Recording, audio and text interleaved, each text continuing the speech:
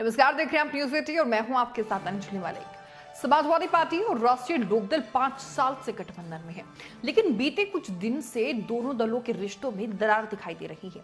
राष्ट्रीय लोकदल के अध्यक्ष जयंत चौधरी की ओर से ये कहा जा चुका है कि 2024 के लिए क्या गठबंधन बनेगा, इसके लिए थोड़ा समय दीजिए। उनकी पार्टी के नेता ये कह रहे हैं कि हम 2024 में कांग्रेस के साथ जाएंगे।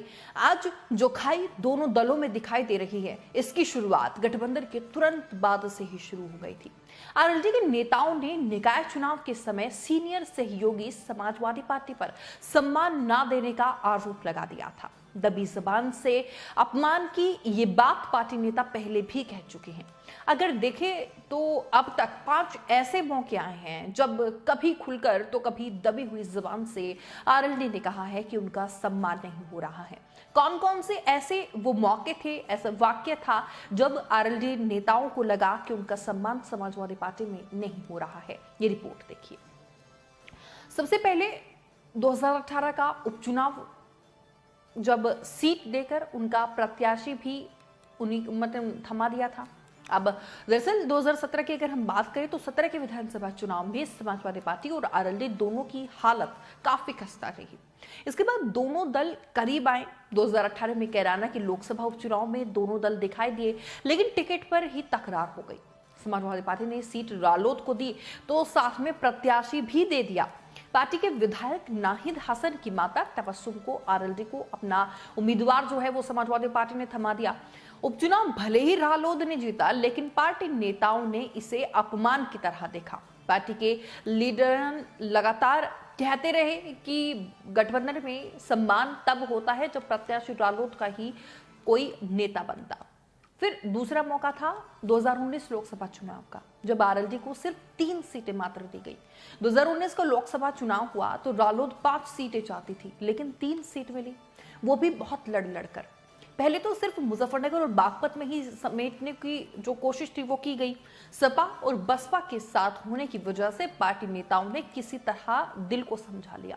हालांकि पार्टी नेता दबी हुई जबान में कहते हुए ये नजर जरूर आए थे कि 2 बड़ी पार्टियों ने उनका उचित सम्मान उनको नहीं दिया। तीसरा मौका था 2022 के चुनाव का।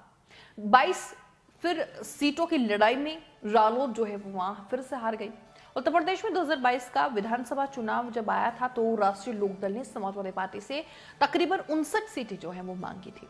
लंबी बातचीत के बाद रालोद को आखिरी में झुकना पड़ा। गठबंधन में रालोद को 33 सीटें ही मिली तो पार्टी के नेता मन मसोर कर रह गए। चौथा मौका था जब 2022 के चुनाव में सीटें थी तो अपनी मांग से आधी रालोद को मिली।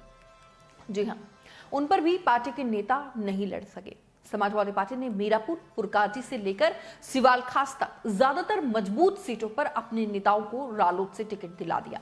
इस पर चुनाव लड़ने की चाह रखने वाली पार्टी कि जो नेता थे वो गुस्से में दिखाई दिए, उनके बगावती तेवर भी दिखाई दिए। क्योंकि गुस्सा आना भी लाजमी है कि हाँ, क्योंकि अगर हम पश्चिमी यूपी की बात करें तो पश्चिमी यूपी में रालोद मुखिया जयंत चौधरी अपना एक अच्छा दबदबा मानते, एक अच्छी मजबूत पकड़ मानते हैं, लेकिन उसके बावजूद भी इस तरीके की जो बातें हैं वो निकलकर जब सामने आती है तो कहीं ना कहीं आरएलडी के जो नेता है उनको ठेस पहुंचे। और ऐसे हमने चुनाव में भी देखा, जब जो आरएलडी के नेता थे उन्होंने या तो भाजपा ज्वाइन कर ली या फिर कोई और पार्टी ज्वाइन कर ली, वो बगावती तेवर उनके वहां देखने को मिले। हम बात करें 22 की तो उस वक्त रालोद विधानसभा में 0 पर थी। ऐसे में इस अपमान की घूंट को भी रालोद ने चलिए पी लिया।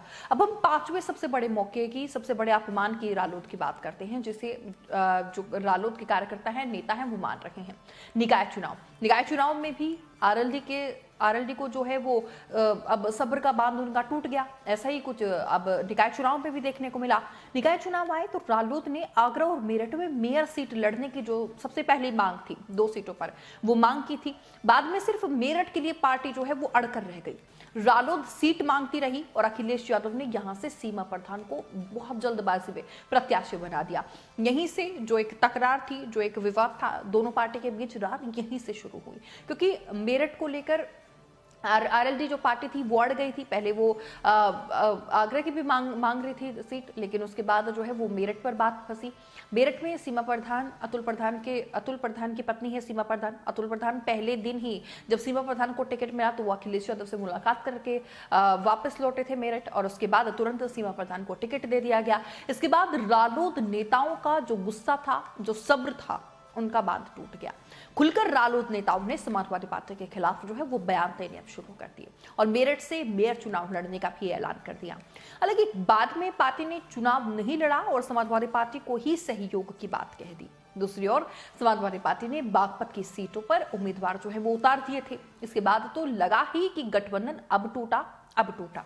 खैर, समाजवादी पार्टी ने बागपत की सीट से उम्मीदवार जो है वो वापस लेकर मामले को ठंडा तो कर दिया।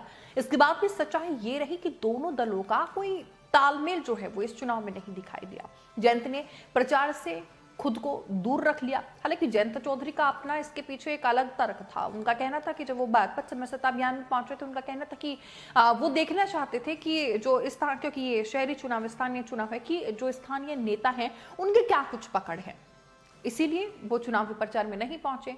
चुनाव नतीजों में रालोद ने नगर पंचायत और पालिका की 20 से ज्यादा सीटें जो हैं वो जीत ली। इसने पार्टी को बूस्ट दे दिया और मन में ये आ गया आरएलडी के कि हम अकेले भी कुछ कर सकते हैं, और जो गुस्सा और जो अपमान की बातें जो ढकी छुपी हुई थी वो अब खुलकर सामने आने लगी है।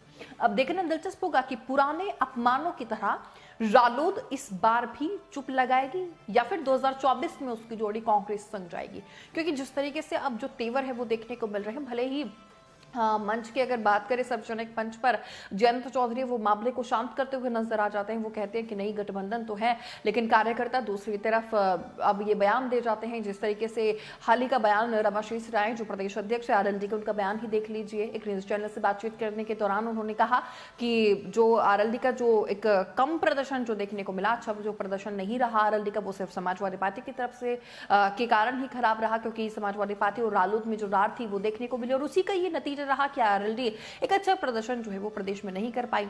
बहरहाल अपने दोनों पार्टियों के अपने अपने अलग तर्क है, मुखियाओं की अपनी अलग बात है, लेकिन धरातल पर नेताओं में कहीं ना कहीं समाजवादी पार्टी में भी और रालोद में भी नाराजगी तो है। और अब जिस तरीके से हमने आपको बताया कि 5 मौके 4 चुनाव हुए, 5 बार अपमान हुआ, रालोद नेताओं का सब्र का बांध अब टूट पड़ा है। वो खुलकर बोल रहे हैं, भले ही जयंत चौधरी कुछ भी कहते रहे। देखना दिलचस्प होगा 24 में क्या कुछ नतीजे सामने आते हैं, क्योंकि एक संकेत, एक जो अलग संदेश है वो जयंत चौधरी भी फिलहाल दे रहे हैं। तो चुप कर जो जयंत चौधरी कांग्रेस की तरफ जा रही हैं, वो अखिलेश यादव की जरूर टेंशन बढ़ा सकते हैं। इस रिपोर्ट पर आपकी क्या राय है, कमेंट बॉक्स में जरूर रखिएगा। नमस्कार।